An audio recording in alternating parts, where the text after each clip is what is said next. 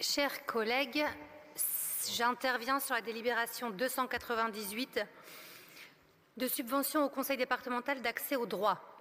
Puisque l'on parle d'accès au droit dans cette délibération, je reviens sur le sujet qui a occupé le début du Conseil avec vos prises de position, Madame la Première adjointe, la sécurité, qui est le premier des droits, ce droit absolument essentiel, ce défi immense à relever à Lille, qui subit la délinquance, notamment liée au trafic de drogue, comme vous l'avez décrit, et je vous en remercie, Madame l'adjointe, sans tabou en début de conseil.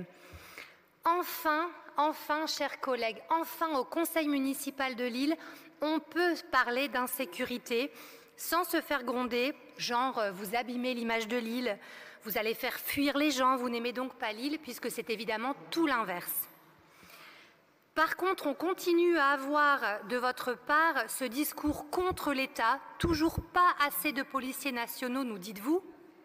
Mais enfin, vous conviendrez, ensemble ce soir, que nous n'avons jamais eu autant de policiers nationaux à Lille.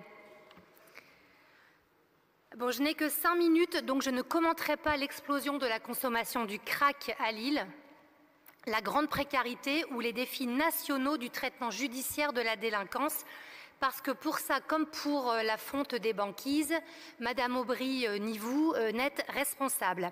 On va donc parler pendant 2 minutes de ce qui ne dépend que de vous, de votre bon vouloir, à vous, chère majorité municipale qui dirigez Lille. En vertu des pouvoirs donnés aux villes, vous avez le pouvoir de renforcer le nombre et le rôle des policiers municipaux. Vous avez le pouvoir, Madame la Première adjointe, d'installer plus de vidéoprotection. Vous avez le pouvoir de réaménager des lieux problématiques dans la ville. Le problème, et vous le savez bien, c'est qu'ici, jusqu'en 2020, la politique locale de sécurité, c'était l'âge de pierre. Pas de caméras. Moins de 120 policiers municipaux et un désintérêt dogmatique politicien pour les questions de sécurité. Heureusement, les élections municipales de 2020 ont agi comme un électrochoc et vous avez enfin consenti à investir dans la sécurité. Et je salue ce soir Benjamin Dutoit et Jean-Claude Menot, avec qui, à l'invitation du maire, j'ai pu avoir une franche et efficace réunion de travail en mai dernier. Je voudrais donc résumer nos positions et nos propositions sur la sécurité et la tranquillité publique à Lille. 1. Que les missions et les outils des policiers municipaux soient renforcés, qu'ils soient armés et évidemment formés pour cela. 2. Monsieur Richir, qu'il soit aussi demandé aux agents de la surveillance de la voie publique, les ASVP, de mettre à profit leur ronde de contrôle du stationnement pour veiller aussi à la tranquillité, au bruit et à la propreté. Ces nouvelles missions, vous seuls pourriez les donner, comme faire respirer Lille l'a déjà demandé par la voix de ma collègue Vanessa Duhamel. 3. Nous vous proposons d'activer tous les capteurs possibles. Il y a dans chaque quartier, vous le savez bien, vous les 10 élus qui êtes en charge des 10 quartiers, il y a dans chacun de vos quartiers une cellule de veille qui réunit élus locaux, police, justice, Ilévia, bailleurs sociaux. C'est un super outil. Mais vous avez besoin des remontées du terrain. Nous proposons donc l'instauration systématique d'un point dans chaque conseil de quartier, disons les 30 minutes de tranquillité publique, où les conseillers de quartier qui connaissent si bien leur quartier pourraient librement faire des alertes, témoigner des irritants ou faire des propositions. Il faut l'instaurer car c'est une pratique qui n'existe pas de manière systématique dans vos conseils de quartier. 4e proposition, faire respirer Lille souhaite l'expérimentation du dispositif citoyen vigilant. Citoyen vigilant pour favoriser la participation citoyenne à la tranquillité publique.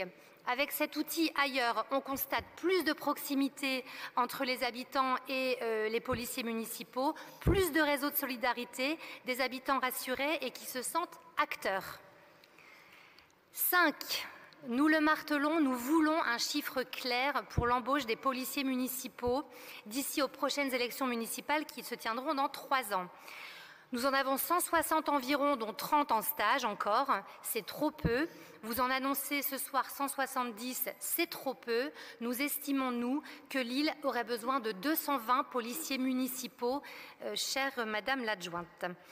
Nous le martelons, nous voulons un chiffre clair aussi pour la vidéoprotection.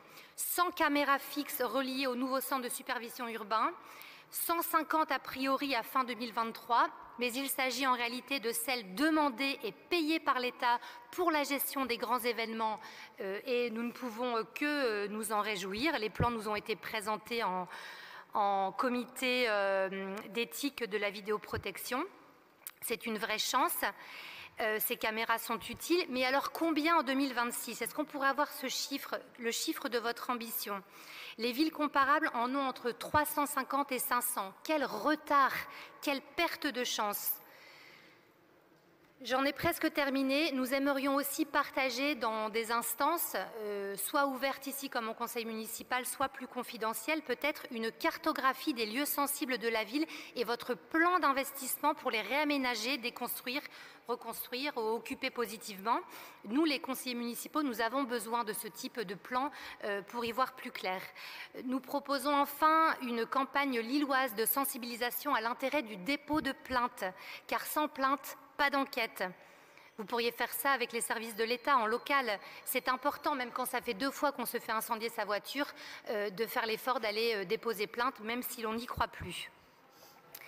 Enfin, nous voulons plus de coordination encore entre notre police municipale et notre police nationale pour un meilleur échange d'informations et une relation de travail efficace et respectueuse avec la préfecture, car c'est tous ensemble qu'on est efficace.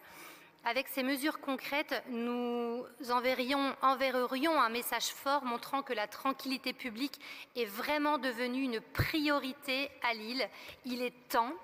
Face à l'insécurité, Faire respirer Lille vous appelle à prendre vos responsabilités municipales. Je vous remercie.